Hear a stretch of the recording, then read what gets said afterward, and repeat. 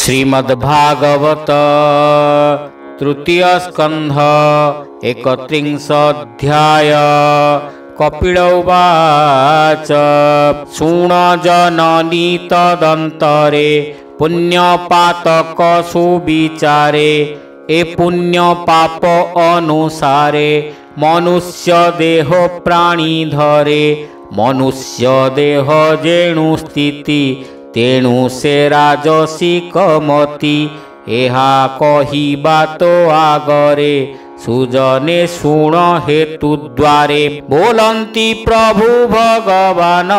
भोमात सावधाने शुण ए जीव जे कर्म इच्छई ईश्वर तहि निजो जई ए जीव स्वकर्म बसरे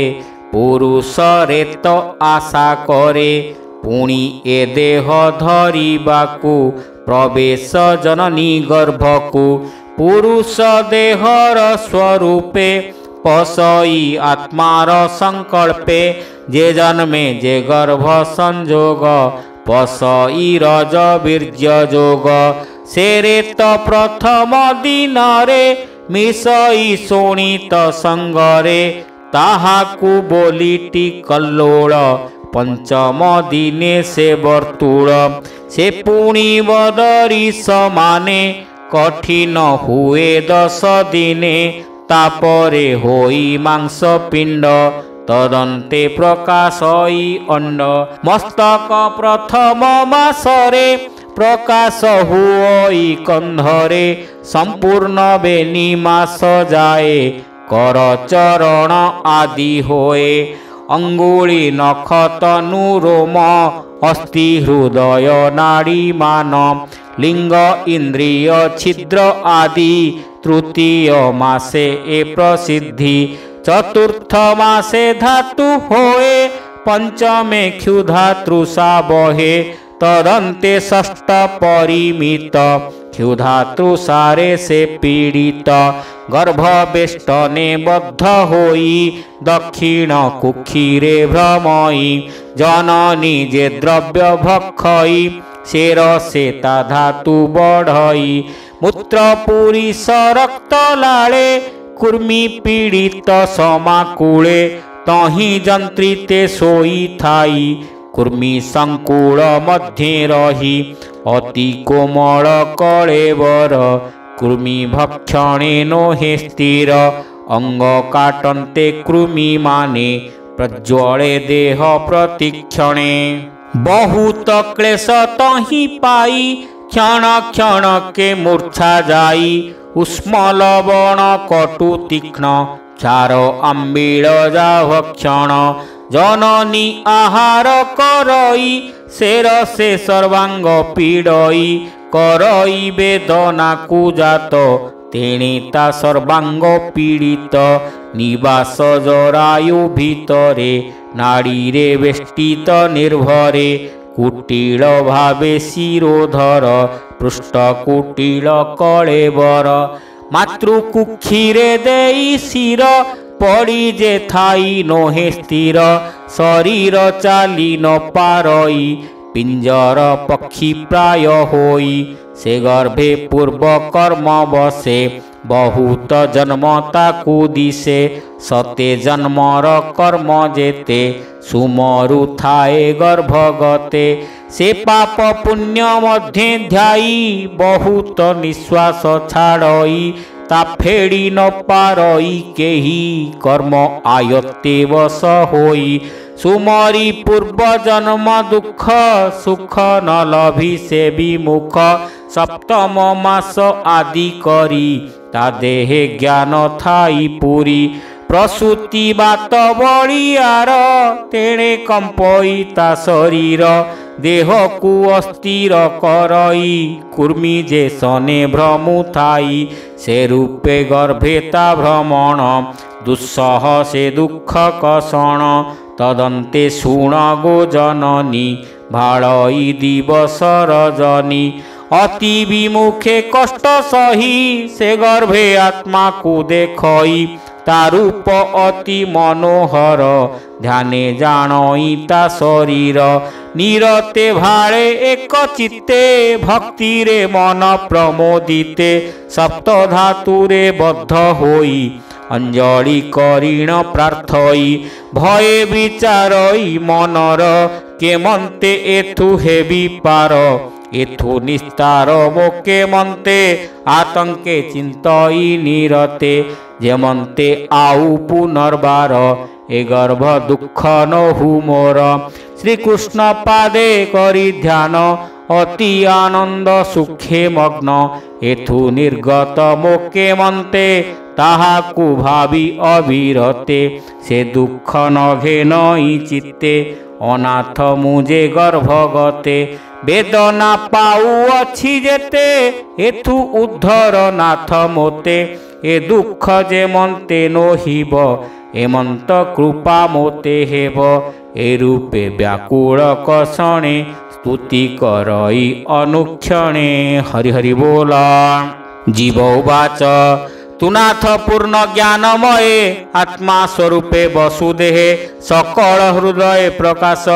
गगने जेह्ने रवित्रास एबे प्रणमु तोर पाए भोनाथ कर मोते दये ए गर्भवास दुख मोते जेमंते न लागे जगते निर्लेप निरंजन तुही तो रूप न जानती केही तो पाद न भजिली मोही अशेष गर्भे देह बही तेणु सकल गर्भवास जन्मी न पुणी जाई नाश तू एबे मोते दया कर ए गर्भ संकटु उद्धर ए महागर्भर कषण एथु उद्धर नारायण ए गर्भु होइले निस्तार तोर चरणे चक्रधर मु पापी भजी बिनिरते ए दुख न लभिजे मंते भोनाथ तोहर चरण पशिली आजी मुशरण जगत रक्षार निमित्त इच्छाए नाना तन्मुभूत मोहित अटय सत ए गर्भ कष्ट मो उचित तो रूप देखाइलु देव अपूर्व दयालु स्वभाव गर्भकु आनी लाजे मोते तापादे स्तुति मोनिरते तापादे पशिली शरण से मोते करु परित्राण से बई तार पाद गते अशेष कर्ता जे जगते जे प्रभु सृष्टि रक्षा पाई इच्छारे शरीर धरई जे कला एता दृश गति मु पापी अतीब दुर्मति से प्रभु एक कष्टु रखिबे ता बिनु आश्रा नाही जीवे ताहांक भय चरणे शरण गली एक शणे से पादे जे प्राणी प्रपन्न न लागे ए दुख वृजिन मु कष्टे जननी गर्भरे अछई माया कळे बरे जीव स्वरूपे अछि मोहि मो निज कर्म बंदी होई अछई बंधन पराए ए गर्भ पीड़ा अति भये नमई ताहांक पयरे जे देव छंती हृदय रे विशुद्ध विकार विहीन अखंड बोध अनुदिन त्रिविध संतापे तापित हृदय हुई प्रतीत नमई ताहांक चरणे सेनाथ रखु एक शणे ए पंचभूते विरचित एमंत देहे मोहि स्थित मिथ्यारे आच्छन्न होइछि बुझिले सत्य नोहे किछि इंद्रिय अर्थे गुणे चित्त एथे मु बद्ध अविरत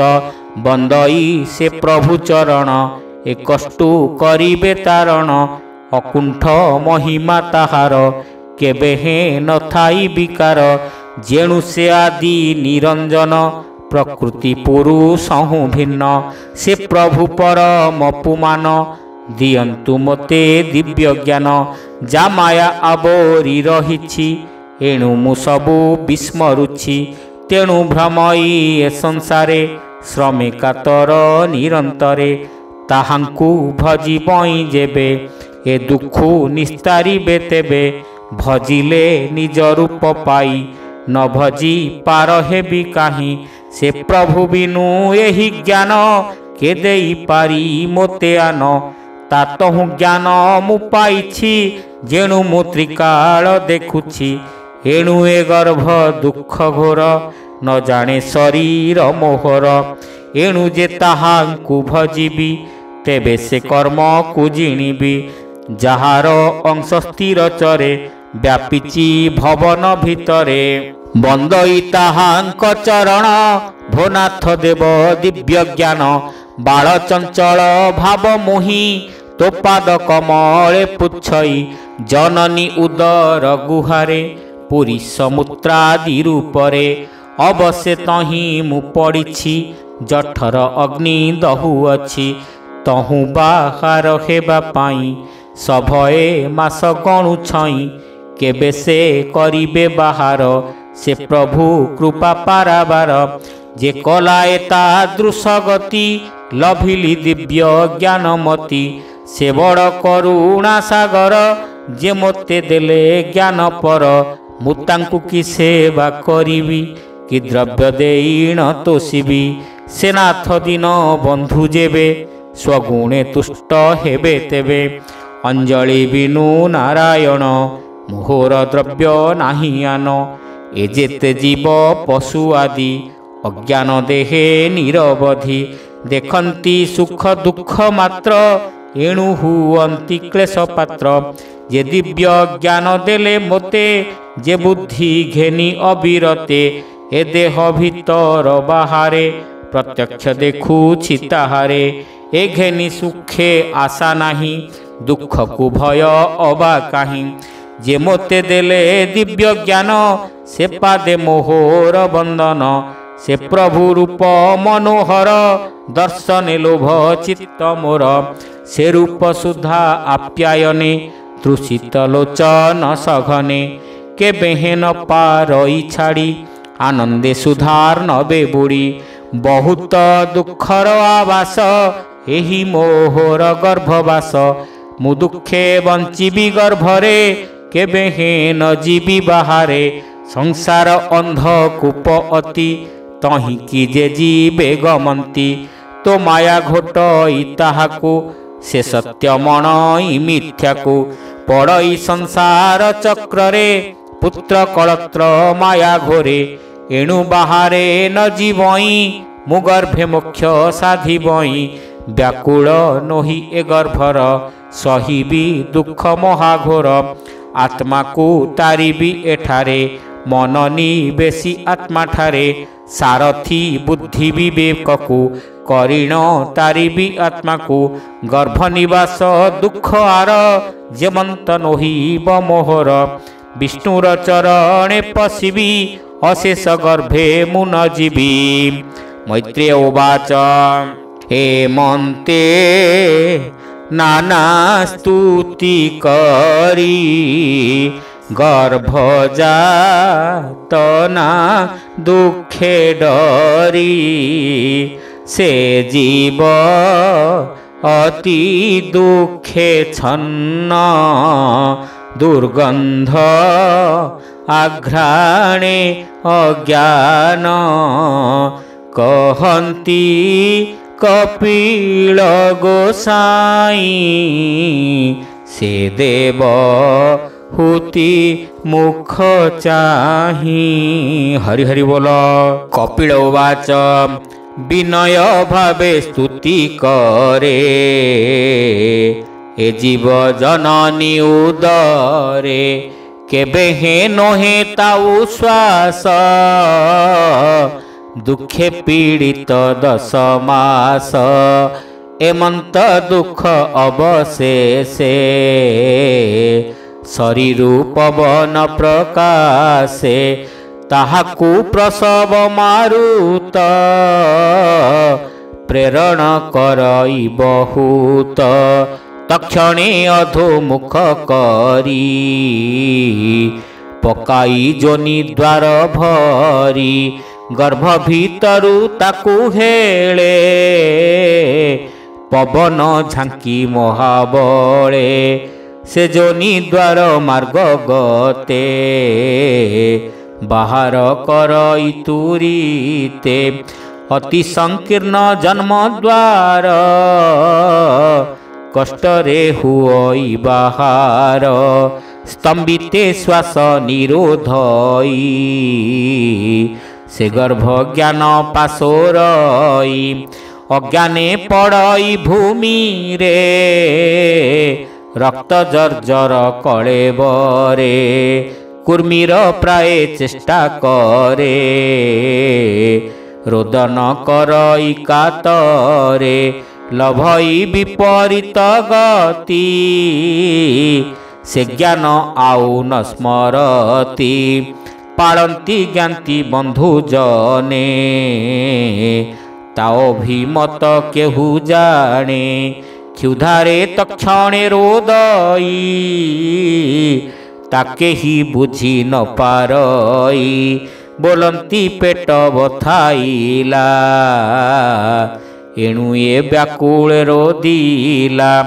ମୁଖେ ଦିଅନ୍ତି ନିମ୍ବରସ, ଜୀବତ ପିୟଇ ଅବଶ, ନିଷେଧି ତାହା ନ ପାରଇ, ଯାହା ଦିଅନ୍ତି ତାହା ଖାଇ, ଅଶୃଚି ଶଯ୍ୟାରେ ଶୟନ, କରନ୍ତି ତାକୁ ପରିଜନ, ତହିଁ ଅବଶେ ପଡ଼ିଥାଇ, ପିମ୍ପୁଡ଼ି ମାଛି କୀଟ ଖାଇ, ନିବାରେ ନୁହଁଇ ସମର୍ଥ, ଯେଣୁ ନ ଚଳେ ପଦହସ୍ତ, ଉଠି ବସିତେ ଶକ୍ୟ ନାହିଁ, ବନ୍ଧନ ଜୀବ ପ୍ରାୟ ହୋଇ, କୋମଳ ଚର୍ମତା ଶରୀରେ, କାଟନ୍ତି ମଶକ ନିର୍ଭରେ, ଦଶନ ବିକାଶୀ କାଟନ୍ତି, ଶୋଷିଣ ଶୋଣିତ ପିବନ୍ତି, ତହୁଁ ସେ ଜ୍ଞାନହୀନ ହୋଇ, ସର୍ବଦା ରୋଦନ କରଇ। ହରି ହରି ବୋଲ। ଏ ରୂପେ 5 ବର୍ଷ ଯାଏ ଶୈଶବେ ଦୁଃଖ ଭୋଗ ହୁଏ, ପୌଗଣ୍ଡ କାଳେ ମହା ଦୁଃଖ, ତହିଁ ନ ପାଇ କିଛି ସୁଖ, ତଦନ୍ତେ ବିଦ୍ୟା ପ୍ରପଠନେ, ଭଏ ତରସ୍ତ ପ୍ରତିଦିନେ, ମରଣୁ ସେ ଦୁଃଖ ବଳଇ, ନିର୍ଭୟ ସ୍ଥାନେ ପଶେ ଯାଇ, ଏମନ୍ତେ ଜୀବ ଲଭେ କ୍ଲେଶ, ନ ପାଇ ଜ୍ଞାନ ଉପଦେଶ, ଯୌବନାବସ୍ଥା ପ୍ରବେଶେଣ, ତହିଁ ପୀଡ଼ିତ କାମ ବାଣ, ମନେ କଳ୍ପିତ ଯାକରଇ, ସେ ଯେବେ ଆସି ନ ଘଟଇ, ଶୋକରେ ହୁଅଇ ବାଧିତ, କ୍ରୋଧିତ ହୋଏ ଅବିରତ, ଏମନ୍ତ ପ୍ରତି ସମ୍ବତ୍ସରେ, କାମ ବଢ଼ଇ ନିରନ୍ତରେ, ଯେ ରୂପେ ଶରୀର ବଢ଼ଇ, ତା ସଙ୍ଗେ କାମାଦି ବଢ଼ଇ, ପ୍ରକୋପ ବଢ଼େ କଳେବରେ, କାମିନୀ ସଙ୍ଗେ କେଳି କରେ, ଅତ୍ୟନ୍ତ କାମେ ହୋଇ ବାଇ, ଆପଣା ନାଶ ନ ଜାଣଇ, ନାନା ଯୋନିରେ ଆଶା କରେ, ଏ ଯୁବା ବୟସ ବେଭାରେ, ଏମନ୍ତେ ବଢ଼େ ଦିନେ ଦିନେ, ଯେ ରୂପ ପ୍ରୌଢ଼ ସେ ଯୌବନେ, ବ୍ୟାକୁଳ ଧନ ଅରଜନେ, ଚିତ୍ତ ବ୍ୟାକୁଳ ଦୁଃଖ ମନେ, ଦିନକୁ ଦିନ କାମ ଗାଢ଼େ, ନିରତେ ଅହଙ୍କାରେ ବଢ଼େ, ସନ୍ତତି ଜନମ ବ୍ୟାକୁଳେ, କାମିନୀ ସଙ୍ଗେ ରତି ମେଳେ, ବଞ୍ଚଇ ସୁଖ ପ୍ରାୟମଣି, ଆତ୍ମାର ଦୁଃଖ ନ ପ୍ରମାଣି, ଏ ପଞ୍ଚଭୂତ କଳେବରେ, ଆପଣା ବୋଲି ଯା ଆଦରେ, ମୁହର୍ତ୍ତା କର୍ତ୍ତା ସର୍ବଠାରେ, ଏ ମୋର ଅଛନ୍ତି ଯେତେ ଘରେ, ଏହି କୁମତି ଭାବୁଥାଇ, ଆପଣା ହିତ ନ ଜାଣଇ, ଚର୍ମ ଶୋଣିତ ଗାଢ଼ ଭୀତି, ଅଶେଷ ରୋଗ ତହିଁ ସ୍ଥିତି, ଏ ମୋ ଶରୀର ବୋଲି ଜାଣେ, କ୍ଷଣ ବିଧ୍ୱଂସ ନ ପ୍ରମାଣେ, ଏ ଦେହ ଅସତ୍ୟ ସ୍ୱଭାବେ, ଯେ ଆତ୍ମବୁଦ୍ଧି ଅନୁଭବେ, ପରହିଂସନେ କରେ ମତି, ନିଜ ଶରୀର ସୁଖ ଚିନ୍ତି, ଅସାଧୁ ସଙ୍ଗେ ନିତ୍ୟ ଥାଇ, ସୁସାଧୁ ସଙ୍ଗ ନ ଇଚ୍ଛଇ, ନିତ୍ୟ ବିଷୟା ସଙ୍ଗ ଚିନ୍ତି, ଏ ଯେ ନ ଲଭେ ଆତ୍ମଗତି, ଆହାର ଶୃଙ୍ଗାର ଇଚ୍ଛଇ, ନିଦେହେ ନିତ୍ୟ ମନ ଦେଇ, तार निश्वासे नित्य मज्जे जिह्वा इंद्रिय रसे मज्जे भजई विषय तरंग केबे हे नोहे साधु संग आत्मा को न करे विचार एणु ए दुख महाघोर जे देहे नाना क्लेश देई कर्म करई तार पाई जे कर्मे बद्ध प्राय होई अज्ञाने पुणी जन्म होई शिशु उदर सुखातुरे उद्यम करे निरंतरे एमंत असत जे जन तार संगते करे मन तांक स्वकर्म आचरई जे मार्गे नरके पड़ई भोमात शुण तदंतरे पूर्वे कईछु जे प्रकारे से भावे पुणी नरके पाई जातना अनेक भुंजई एणु असत संग कले विनाश होई अवहेले असत संग सत्यनाशे शौच तपन प्रकाशे मौन व्रतादि न रहे बुद्धि विवेक होन्ति क्षये लज्जा छाड़ई कांति जस क्षमादि अज से विनाश विनाश होन्ति समदम ऐश्वर्य होए उपशम अशांत जने संग होई जे मूढ़ भावे नित्य रही ज्ञान न बुझे दंभपणे मिथ्या भाषई अनुक्षणे जे देहे आत्मबुद्धि करे साधु जनंकु न आदरे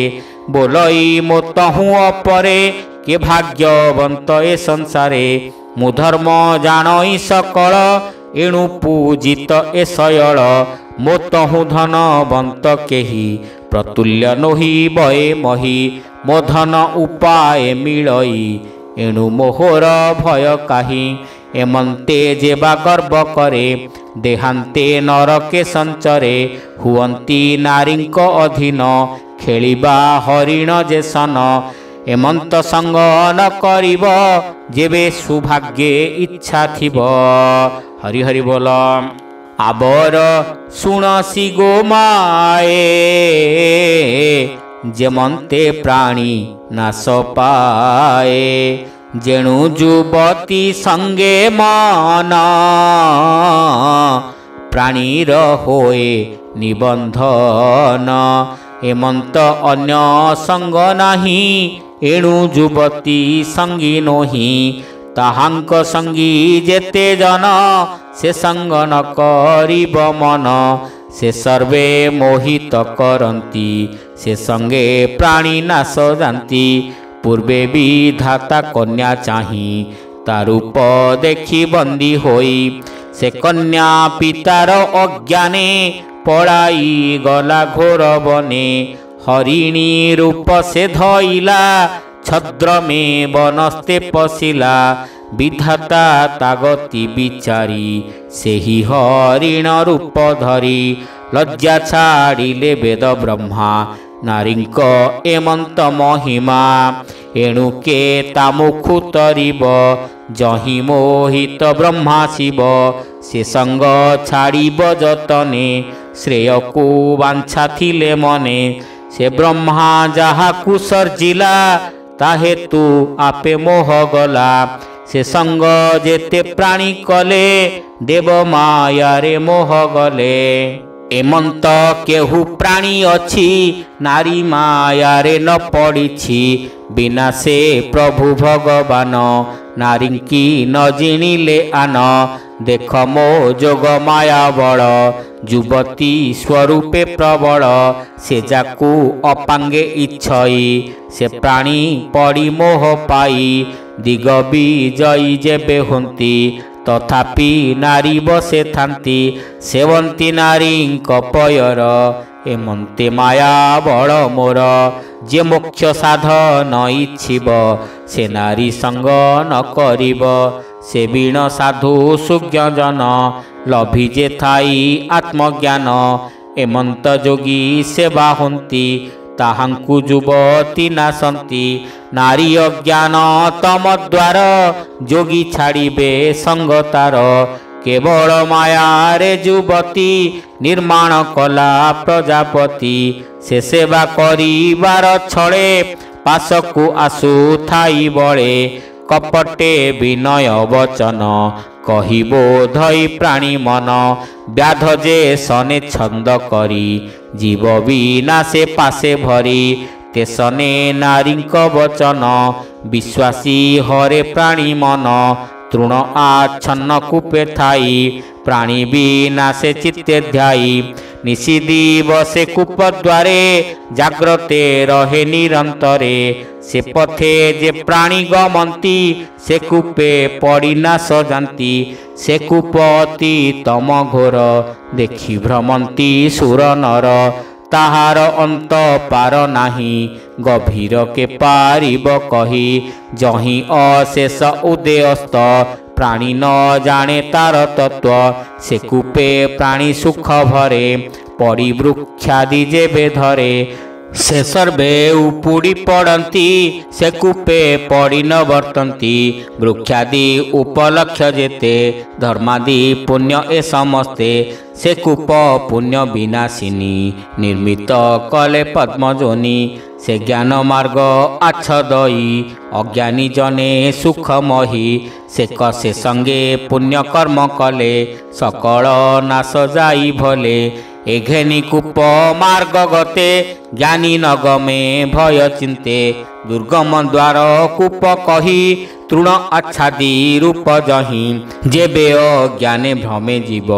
ता मृत्यु प्राय कभाविब मो माया नारी रूप होई पुरुष प्राण विनाशई ताहाकू बोले मो युवती तासीरे गृह धर्म द्यंती धन जीवन आदि जेते समर्पी थाई स्नेह चित्ते गुरुजन को माया करे तार विश्वासे दिन हरे सेवक जन प्राय होई निरते सेबे सुख पाई ए जीव प्राण अंत काले तारूप ध्याने सुनिश्चले से नारी स्वरूप धरई पुरुष अंग प्रत्यजई से माया रूप होए पति गृहतनय सुख नाती ताहांक स्नेह बस होई से मृत्यु बोली न जानई जे सने व्याध गीत गाई मृगता श्रुणितोष होई गीतरे देई थाई मन न जाने आत्मा विनाशन ए जीव रूप कले बर कर्म करई निरंतर लोकरु अन्य लोक जाई संचित कर्म से भुंजई से कर्म बसे गतागत कर्म करई अविरत कर्मर समापत नाही जेणु संततन करई जे सूक्ष्म लिंग कले बर से हिटी उपाधि जीवर स्थूल शरीर भोगस्थान से पंचभूते सुघटन एवे निकले बर जेबे कार्य को क्षम नोहिबे जीवर एहिटी मरण जन्मटी देह दर्शन एहाकू बोली मृत्यु जन्म माया करिछि एते भ्रम एथकु दृष्टांत कहिबा जन्म मरणे बुझाइबा नेत्र गोलक जेते बेले व्याधिरे पीड़ित आकुले देखिते समर्थ नुहई चक्षु हुई अयोग्य हुई स्थान इंद्रिय जेबे दुई देखिते समर्थ नुहई एठारे द्रष्टा रूप जीव केमंत रूप से देखिब एही प्रकारे स्थूल देहे कर्म योग्यता जेबे नहे तेबे से लिंग कले बर करि न पारई व्यापार एहिटी जीवर मरण ए जीव जन्म मृत्युहीन हरि हरि बोल जेबे ता जन्म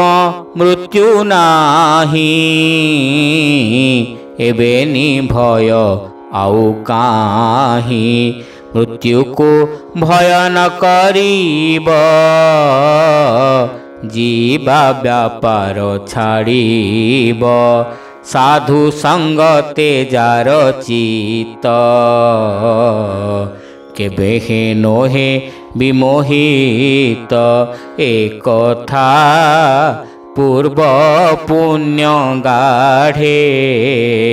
आनंदे बढ़ई निबिड़े जहार